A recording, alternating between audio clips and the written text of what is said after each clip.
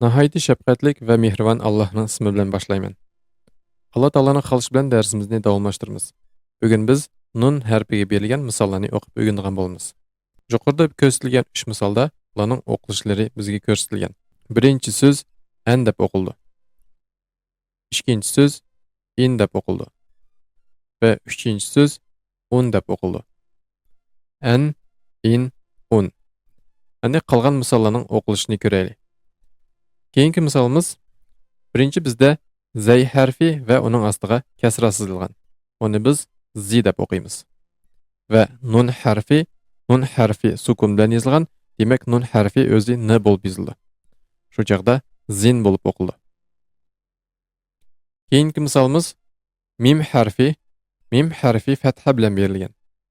Fatha bilan yozilganlikdan u ma bo'ldi va nun harfi sukun bilan berilgan. N harfining o'zini yozamiz. Shu chaqda bu man bo'ldi. Keyingi misolimiz mim harfi kasra bilan yozilgan. Mi bo'ldi va nun harfi sukun bilan yozilgan. Bu n bo'ldi. Hammasini o'qisak min bo'ldi. Keyingi misolimiz nun harfi bizda fatha bilan yozilgan. U na bo'ldi va mim harfi sukun bilan yozilgan. M harfining o'zini yozamiz. Shu chaqda nam bo'ldi. Keyingi misolimiz alif harfi fatha bilan yozilgan. A. Nun harfi sukun bilan yozilgan. N bo'ldi.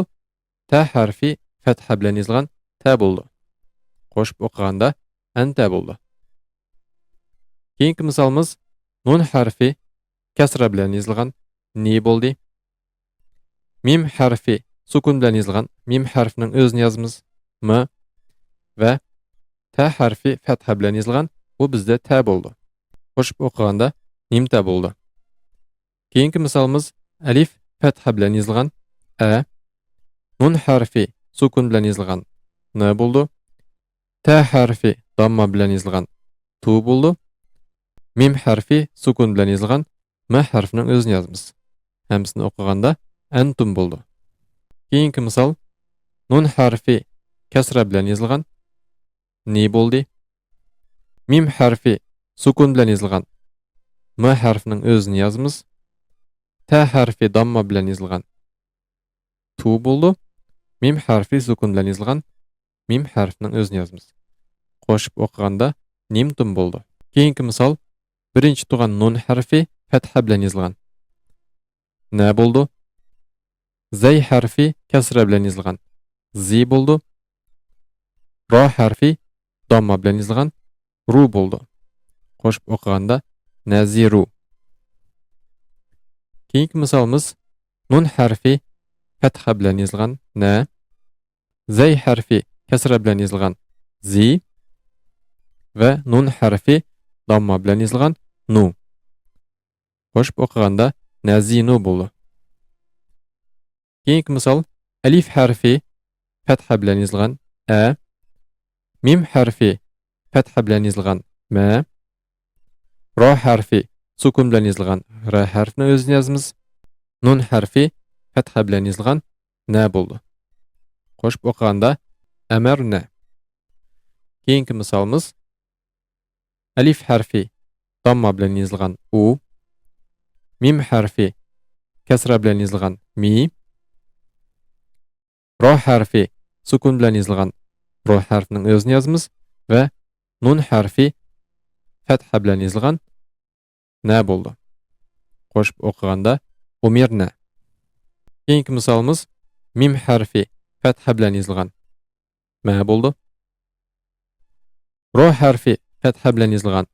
Ro bo'ldi. Ro harfi sukun bilan yozilgan. Ra harfining o'zi bo'ldi va nun harfi fatha bilan yozilgan. Na bo'ldi. Qo'shib o'qiganda ma rorna bo'ldi. Keyingi misol mim harfi damma bilan yozilgan. Mu. Ro harfi kasra bilan yozilgan. Ri. Ro harfi sukun bilan yozilgan. Ro harfining o'zi va nun harfi fatha bilan yozilgan. Na bo'ldi. Qo'shib o'qiganda murir na bo'ldi. Keyingi misolimiz alif harfi fatha bilan turdi. A bo'ldi. Mim harfi sukun bilan turdi. M harfining o'zini yozamiz. Ro harfi fatha bilan turdi. Ro bo'ldi. Ro harfi sukun bilan turdi. R bo'ldi va nun harfi fatha bilan turdi. Na bo'ldi. Bu so'zni o'qiganda amrorna degan so'z chiqdi. Endi mana shu misollarni 5dan boshlab yana bir o'qib chiqamiz. Zin, man, min, nam, anta, nimta, antum, nimtum, naziru, nazinu, amarna, umirna, marorna, murirna, amrorna. Darsning oxirida bunday bir hadis bilan bo'lishkim keldi. Abu Hurayra Alloh u kishidan rozi bo'lsin rivoyat qildiki, Payg'ambarimiz sallallohu alayhi vasallam bunday degan: Qiyomat kuni Qur'on o'qigan bolaning ota-onasiga dunyodan va dunyodagi barliq ne'matlardan afzalroq zinatlarni kiygizdi. Ya Alloh, nima qilganligimiz uchun deb so'rganlarida ularga farzandlaringlarga Qur'onni o'rgatganinglar uchun deb aytildi.